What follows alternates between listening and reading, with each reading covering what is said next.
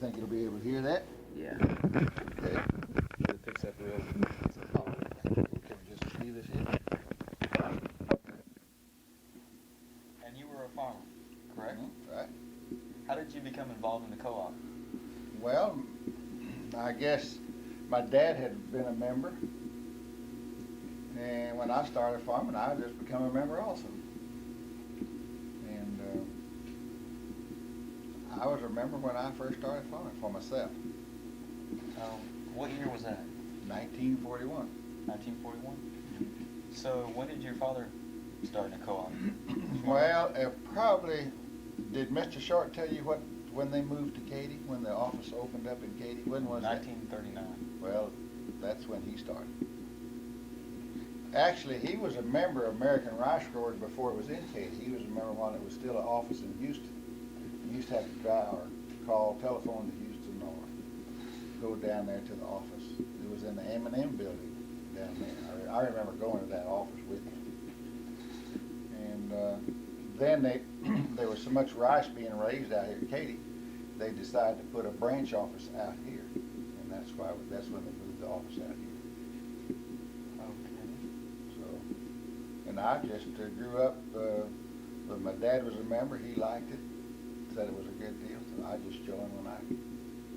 When you said it was a good deal, how do you mean? How did it help the farmer? Well, I think I might have told you over the phone. You could either sell rice through the American Rice Growers office, and they acted as your representative in your behalf. They represented the farmer, not the mills that were buying it. Only people that bought your rice were rice mills, and there were only about 5 or 6 in Houston.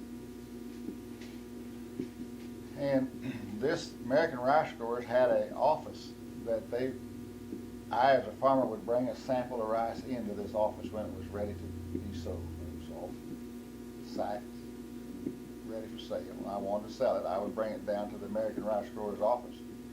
And these people had rice buyers that would come out once a week or twice a week to bid on the rice. They made the sale run smoothly. They had a place for them to come and meet.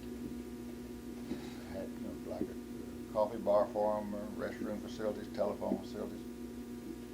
And the buyers would come out here and bid on my rice that I had up. We call it put rice up on the table. That means you put the sample on the table, this sample table, and there would be a number of sacks on this table.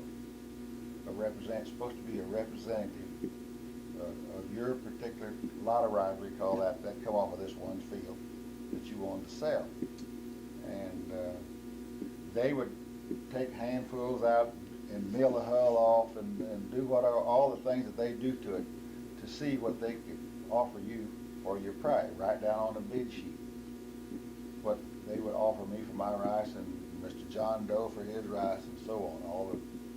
And I might have 2 or 3 samples of rice up. And they would bid on each one. They would have various prices. And each mill had different prices. Maybe they had a better resale when they milled it than one mill. Or if they, for instance, if a mill would be completely full of rice and they, their storage facilities full, they wouldn't bid a very high price because what would they do with it? They'd have to store it a while. So they would bid down. We call that bidding down. If they got it at a real cheap price, they would take it and store it someplace else. And anyway, this American Rice Growers represented me in selling them my rice, then helped me in the shipping of the rice when I had to load it in the box cars. They either had a scales available for me, and if there was, the mill would send a representative out at the same time when I was loading that box car, and they had a tool called a trier, stick in that sack, get a few grains out to look at it in his hand, see if it was rotten or musty, or see if I had really in fact put the kind of rice in there he had paid, he was going to pay me for it. And if it wasn't, he would he would say, look, this rice is not what I bought. This is musty rice or rotten rice, or it has mud in it, or something, whatever's wrong with it. And he didn't have, the mill then didn't have to call me. He'd just contact the American Rice Growers. They represented me, And they say, oh man, that's not enough to worry with, or, you know, okay, so we'll take 10 cents off a sack for this bad sack, and put an X on it, and they kept track of it for me. Now then they also, the other thing they did was to collect the money from that meal and give it to me. Now, if you weren't a member, you had to do all that yourself. The farmer had to do that. You had to get, you wanted to sell your rice, you had to call the mill, all of them for that matter, and tell them individually, I have some rice for sale. They would maybe come this day or the next day and they would give you a bid. They would give the farmer a bid, and he had to then choose which was the high bid, which was the best bid, and then make arrangements to sell it himself, to ship it to Houston to the mill, and order the card. Well, American Rice Growers, they did all that for me. It made things run smoother, and I could be out to the farm plowing or do something else. I didn't have to worry about shipping this rice, and if it wasn't up to sample. Then after they'd shipped my rice, then I had to, if you weren't a member, you had to worry about when those guys were going to pay me. You know, they're not out here every day. They don't come, and you don't see them very often. So I end up having to call them and get my check. And if they could delay paying me for a week or 2 weeks, that's just like interest on your money in the bank. They didn't have to pay that. And keep track of the weights. You had to keep track of your own weights. You had to weigh it across the public scales here and keep track of it, add it all up, be sure it came out right. Where the American Rice Growers did all that for me when they represented me when I was a member of that. And they kept track of, American Rice Growers kept track of what rice was selling for. I think I might tell you in Beaumont, Eagle Lake, Grenada, Lake Charles. They knew what rice was selling for, and it kept me posted. They sent me a letter. I could go by the office any day and ask the manager down there, find out what rice is selling for. Like yesterday at Eagle Lake, or he got a daily report over the telephone from all these places. That was his job. And so I could have some idea what my rice might bring when I shifted from Katy. If you were just an individual farmer, you had to do all that yourself. You had to call all those places yourself and try to decide if this was a good enough price if you wanted to sell your rice, or did you want another wait another week or 2 weeks, and maybe it was either going up or it might be going down too. So. And there was a mill like to come out here to buy at a local place like this, because they not only just bid on my rice, they bid on other people's rice, and they could acquire a large amount of rice at one central location. You can imagine if they didn't, the other people on the outside who weren't members, they'd go to this farmer or that farmer, they'd run themselves crazy trying to find enough rice and make a trade with them to ship to the mill. So they could find it in one location by coming to the American Rice Growers. And most everybody in Katy were members there, except for maybe 2 or 3 farmers in the whole area, like out of 25 or 50 farmers. They were all members of the American Rice Growers. And because they all thought that this was a good deal for us.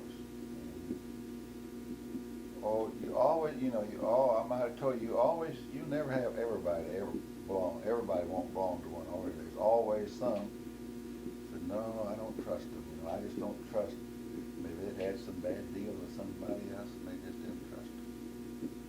A particular man running, kind of helping you run your business is what it amounts to. But to me, to most everybody, having that office here is just like a tool in a business. It's just like having a tractor on your farm. It's part of your business. It's good business to have that works smoothly and represent. It's kind of like having an attorney that looks after you.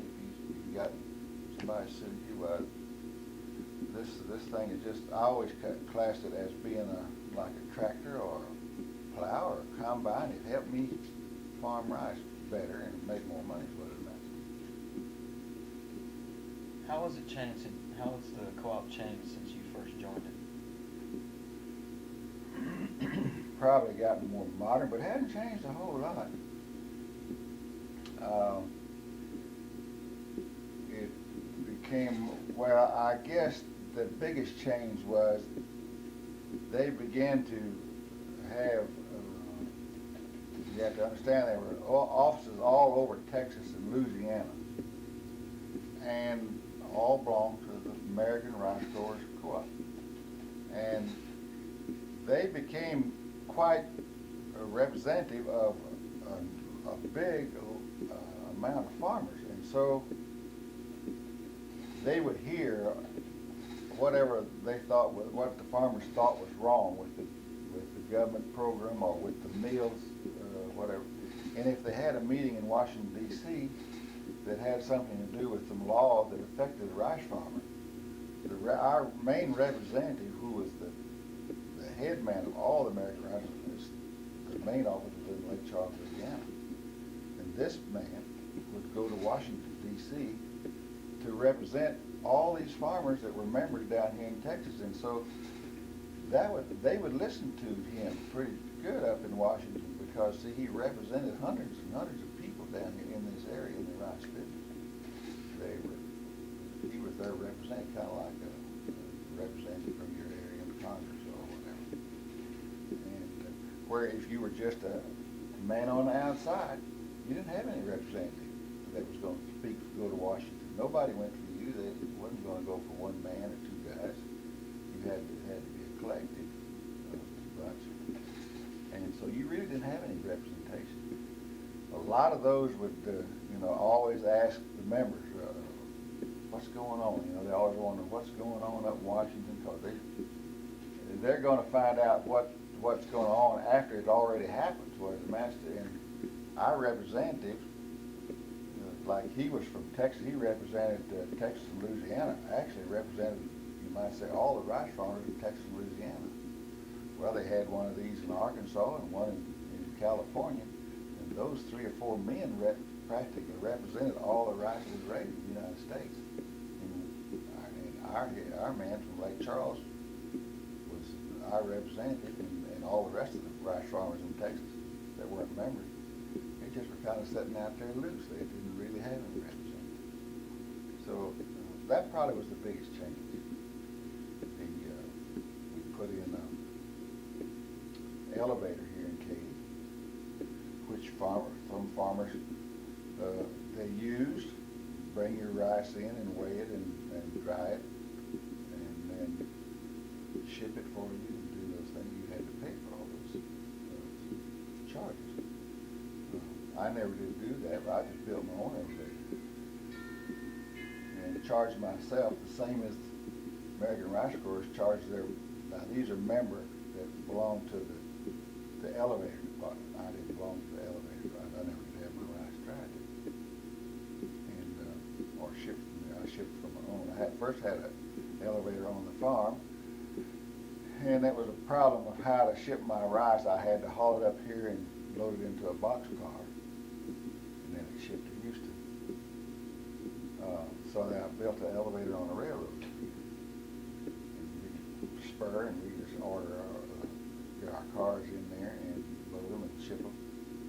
Then later, we became members of another kind of an offshoot to American Rice Growers, called American Rice Incorporated, ARI. That's the part that they own a mill. I became part owner of a rice mill. And it was all started by American Rice Growers. And we still own interest in that big rice mill down there on I-10 Studio. It's kind of a brand. Actually, that was a case of the dog farm in the tail, which the rice mill in the tail ate up the dog. I mean, it just got real big. They become our representative. I ship my rice direct to the rice mill. I never put it up on bid. I ship my rice down to the mill, and they mill it and send me the profit that they make from the rice mill. People on the outside, you sell your rice to a rice mill, they mill it, they make a profit, they give it to their stockholders, not the farmer. I just own it all. The farmer only gets what he sells it for. So I'm a member of that mill, and when we make a profit, I get the profit from my rice. So, but by the same token, if we don't make a profit, I lose the money too. So it's been in existence, I guess, 20 years. AR. 15 to 20 years. I can't remember when it started. I was a member of an old rice mill in Houston called Blue Ribbon Rice Mills. My dad and different people bought some stock in an old rundown rice mill. And then when he quit farming and I was farming, and years later I was elected on the board of the old Blue Ribbon Rice Mill. But we weren't running that mill to the full capacity of it. We were making money. The mill was making money, but not returning the returns to the farmer, to the people who owned it, who had stock in it. So that's why we formed ARI, American Rice Growers formed ARI. We bought that mill. The ARI bought that old Blue Ribbon Rice Mill. It then changed names to ARI. And I was still on the board then. We had increased the board from, I don't know, about 8 directors when I was first on it, to about 40. I don't know why we got so many. And it's still operating. I'm not allowed to resign from the board later. Just a couple of years ago, I just got tired of going. And so let the young ones do it. They'll run it. And now they're going to sell. They're building a new mill in Freeport. ARI is be the most modern mill in the world, I suppose, when you get to all computerized. It sits right on the port, on the wharf, and we can then, when we get in operation, it won't start in operation till August, October this 86. So when they sell rice to overseas or wherever, just pull a ship right up in and float it right aboard the ship. Mill rice. Like it is now, our ARI mill there on Studi Mountain, we mill it, then we got to truck it to Galveston or Houston or wherever, and put it on board the ship. And if the wharf goes on strike, we'll load your rice. Down here, we won't have anybody go on strike. Ship goes up, and we just put a spout in there, spout it right in. It'll be better. I kind of question if this was the time to do it, but I'm not on the board, so I don't have anything. But things are really pressed now, the whole farming industry. And the timing of them doing that seemed kind of not the right time to do it. They decided to go ahead and do it, and the hope was How was the co-op? How was the leadership formed? I can't remember exactly. They had some kind of a scale. They had a proportion.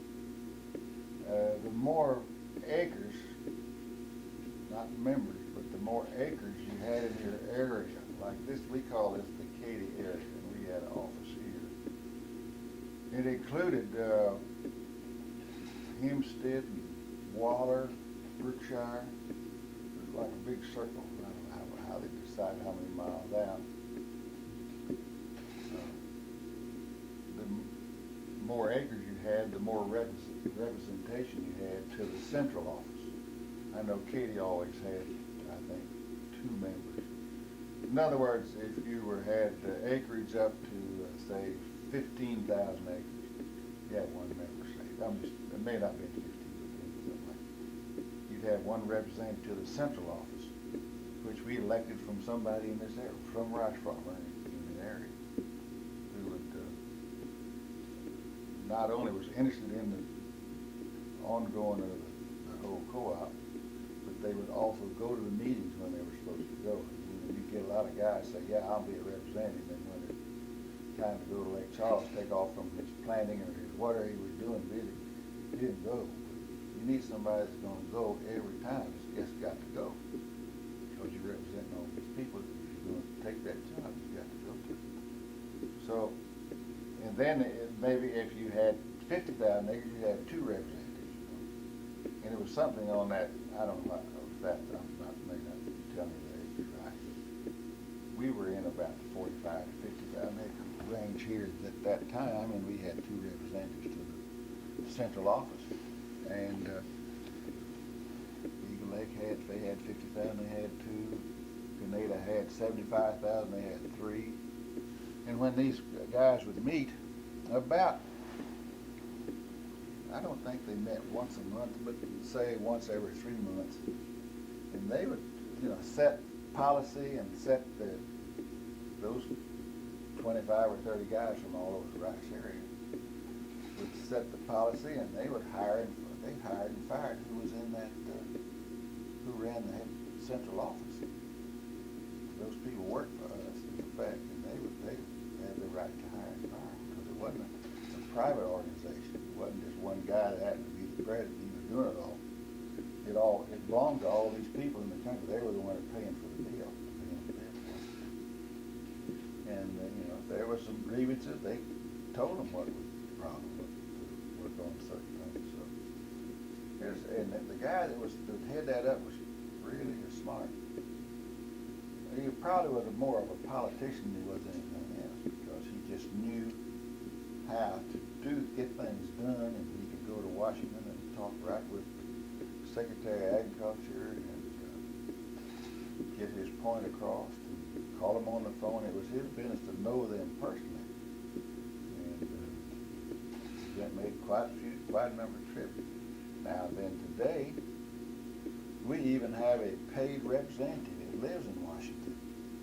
If some bill is going to come up that's going to affect us, he calls us, wires us, and tells the head office, and they spread it all out to the country. You better do this or talk it up, or you're either for or against this, because it's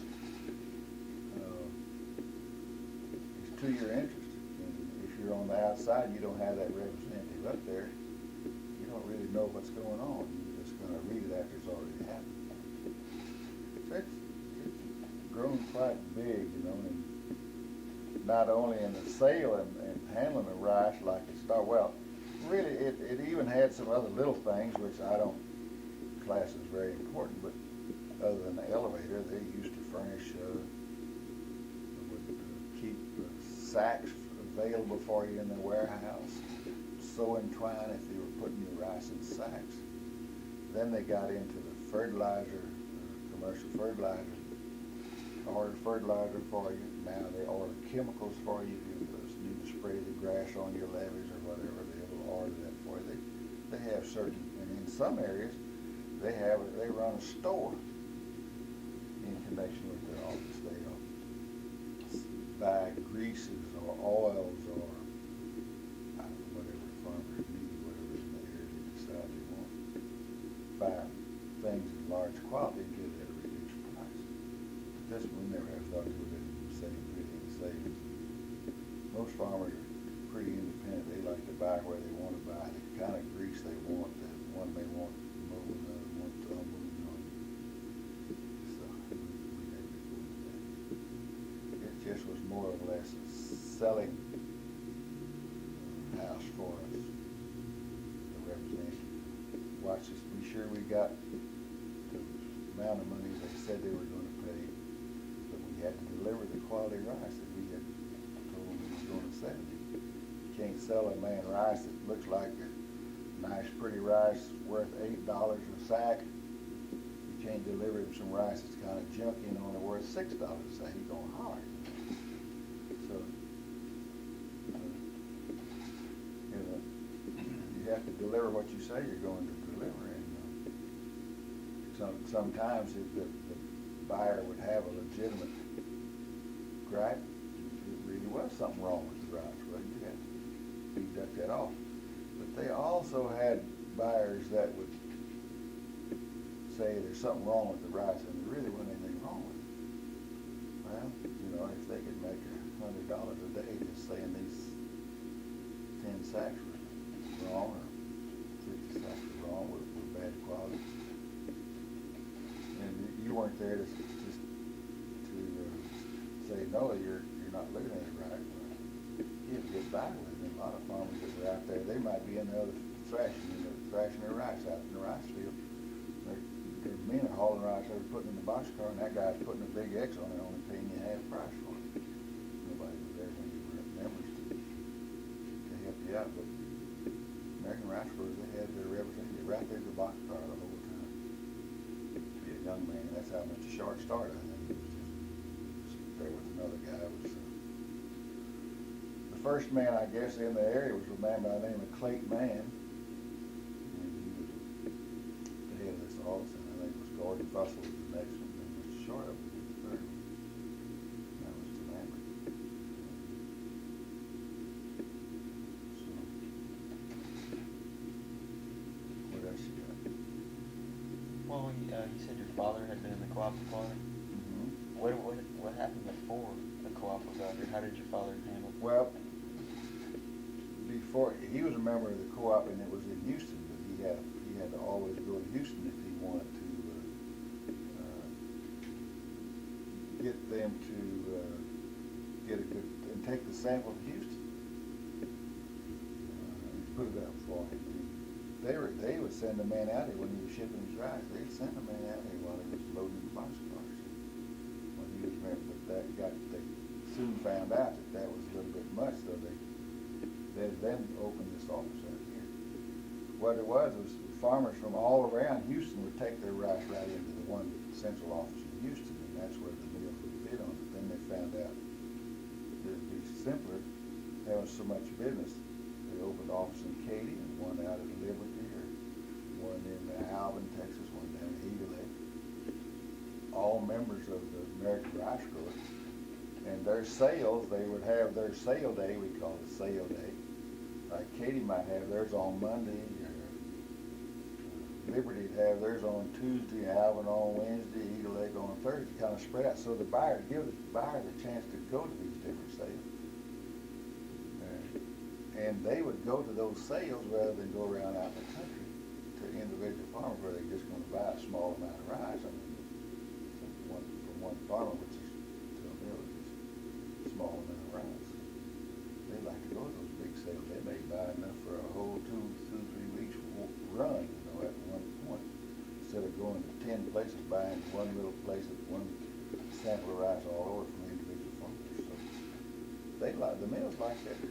They like the central office. I mean, the local office here. This is I think it was a good deal as for all the people involved. Of course, I might put there's a lot of whatever had happened. If our representative in my area thought that we need to change something in the rice business on the government level, and it was good for us, it's bound to have been good for the guy on the outside too. He just rode along on your coattail. I mean, he didn't have to pay for that service, but he got the same benefit.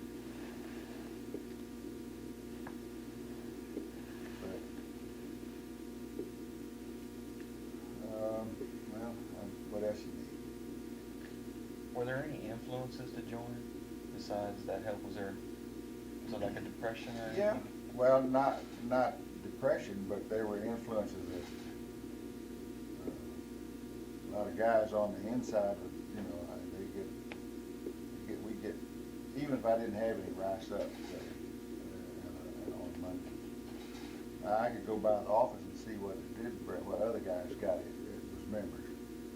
And the guys on the outside was always wanting to know from us, what you get for your rice?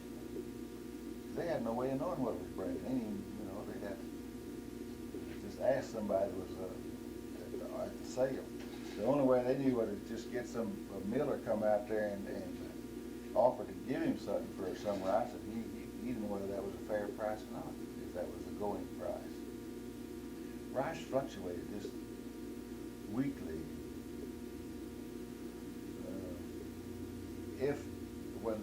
When when the harvest starts, mills always had a tendency to get out and buy some rice, pay a little more money for it at the very start of the season so they could ship it in and get their mill running. Because they had an overhead, people hired them to run. And then they would, after these buyers have to keep enough rice coming in to keep the mill running, of course they have to be selling rice out and making money on the sell too. One of their big things was, though, after they got started and enough rice bought to run for a while, say a couple of months, is to then not buy anything, not any rice at all, and let all of our storage facilities in the country fill up. We were still in harvest, we were still harvesting. But what that did is my warehouse on the farm filled up, and I still had rice to bring in from the field. Wintertime's coming on, the weather's going to get bad and rainy and wet. I had to sell some rice out, and I'd have to take it out of my warehouse and sell it to make room to put my crop that's still yet to come in. Because hardly anybody had enough facilities to hold their entire crop.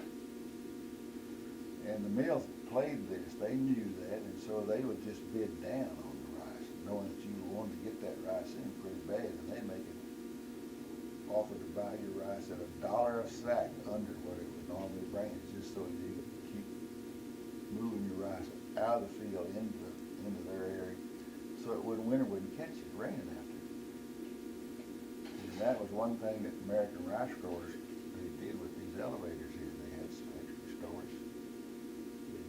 People that built warehouses and rented warehouses to put rice in, and that helped a whole lot. And what we call it, the rice farmer could orderly move his rice continually, slowly right on into the mill. He wouldn't break, stop, hold up, chain. You just keep right on moving the rice in. And that's what ARI in the mill does today. They run 24 hours a day and 12 months a year down there. Like they send my rice is stored in my elevator, and when they're ready for it, they just call for it. Take it out of storage and mill it. And I may have my rice in my storage elevator all winter long and all the way around until the following summer, which they pay me storage for keeping it out there and make a little extra money that way. And then they always clear the rice out of my elevator in time for me to bring my new crop into the elevator. And they keep running. They know all this rice is their rice. I can't sell my rice to anybody else. I'm a member of ARI. I have to deliver my rice to ARI. I can't sell it to another mill. But I don't want to, because I'm not going to make anything from them anyway.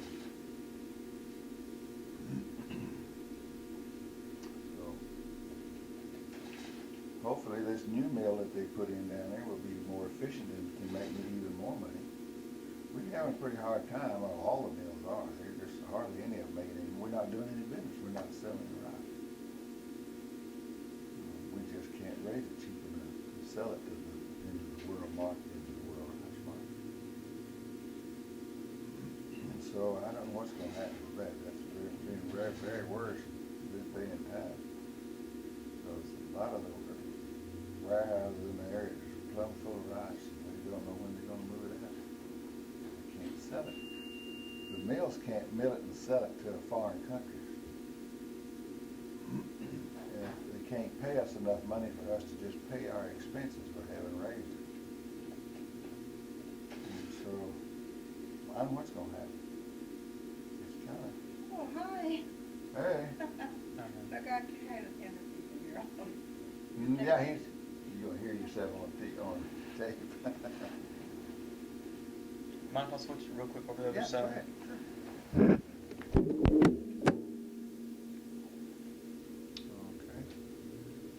Okay. How would you say the co-op has grown with the rice farm? Well, I guess just gotten more modern and bigger. As always, it's kind of seemed like that's what we need to do. And I haven't been so sure that bigger is better. in all cases. But, you know, most everybody strives to get bigger or to make more money, you have to get bigger. I mean, that was my thought. Now then, it seems like with conditions like they are, that you can't do that. The bigger you get, the more overhead and expense you have also. Taxes and everything else, so I'm not so sure that that's the best way right at this time. So they've just got, they've grown, we've grown right along, and they've grown right along with the farmer, just increasing their capacity. However, there are less rice mills left in Houston now than there have ever been in my experience of farming. A lot of the rice mills are going bankrupt this morning, shutting the mills down. And so some of the rice mills have moved from this area to other areas,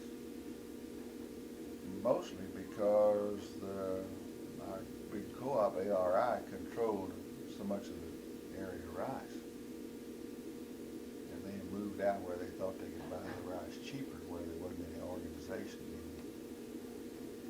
So that's the reason why we have our own mill. What we can't sell, what we don't sell, we mill through our own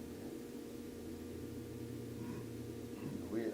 ARI does sell rough rice to other mills, but if we can't sell it, we can mill it through our own mill. We may not make as much money.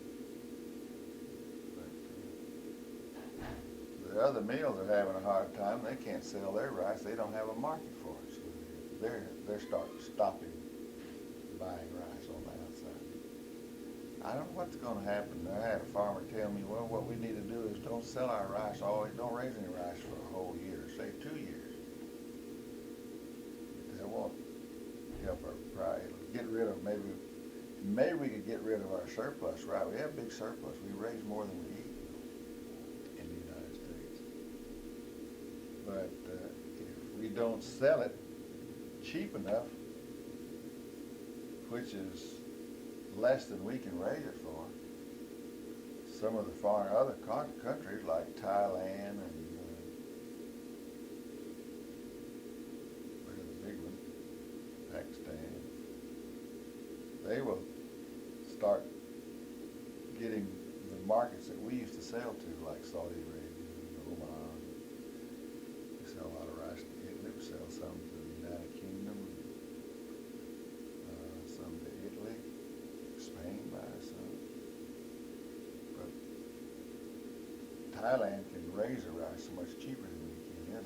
They'll take up those markets. We're holding here for a higher price. Get rid of it. You get it higher.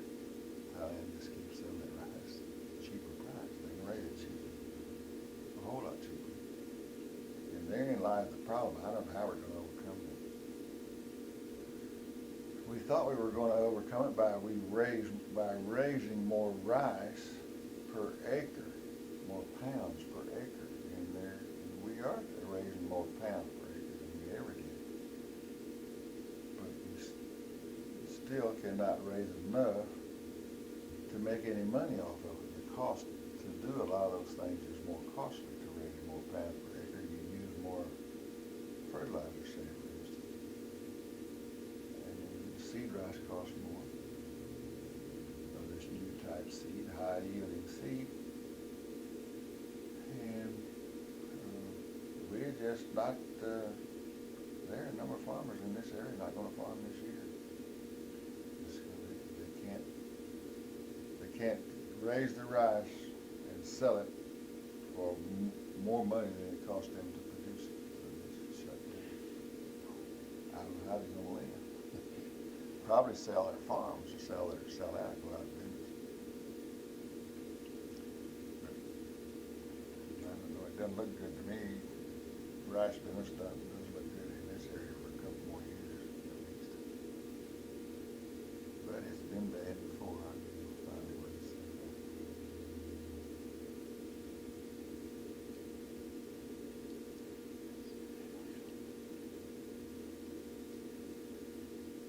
anything else you'd like to add? That's about it, I guess. I really.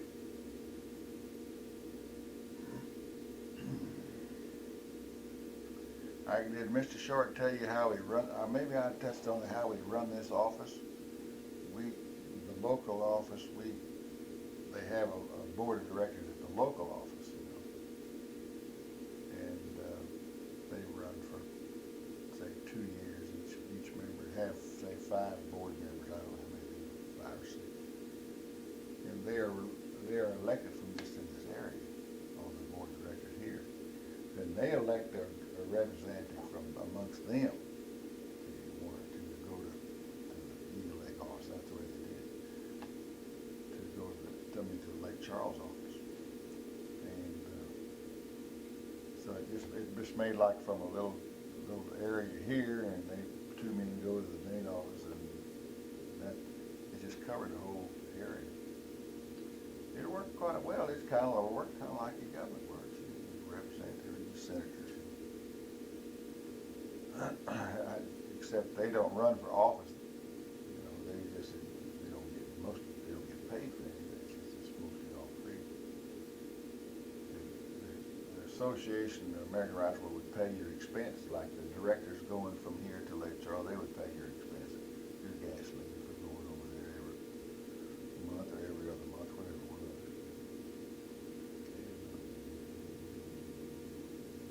But you didn't get paid any money. It just kind of felt like it's your duty to do that for the area.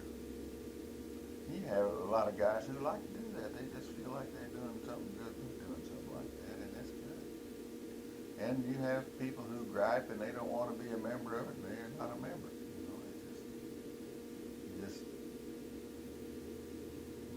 My kids always say, you only do what you want to do, in life.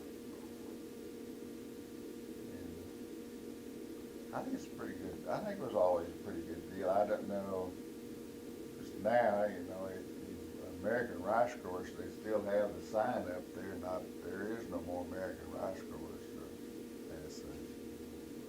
And now it's ARI, which is a superseded American Rice Growers. But it was probably more political back when it was American Rice Growers than it is now. Because we are now in the milling industry. So it used to, the mills kind of, the rice mills didn't exactly fight the rice farmer, but they tried to get things passed to give them a slight edge in, say, in exporting rice. They might get the government to say, well, we'll subsidize, for instance, if freight costs 15 cents from here to Houston, we'll make it 15 cents from Mississippi to Houston. We'll pay the difference. The government paid it so that farmer could compete with me. And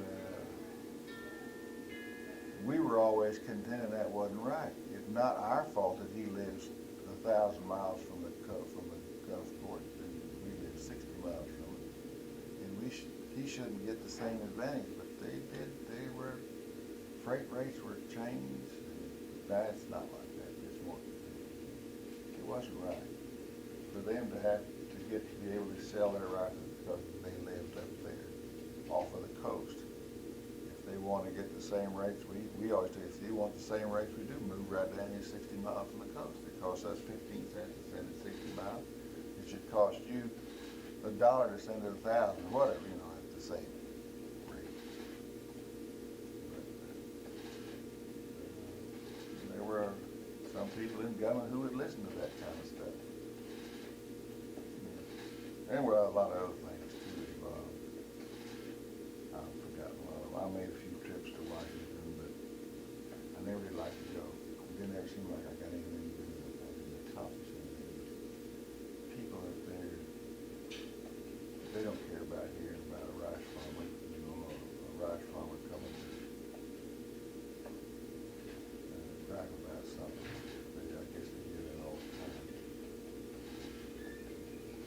So, I quit going, I think I really need to go up there. I can do just as well over the telephone. So it's been I think it's been good for the rice field. Well, we made some mistakes, I guess everybody makes a few mistakes along the line. We're bound to make some mistakes. Change something and get on with it.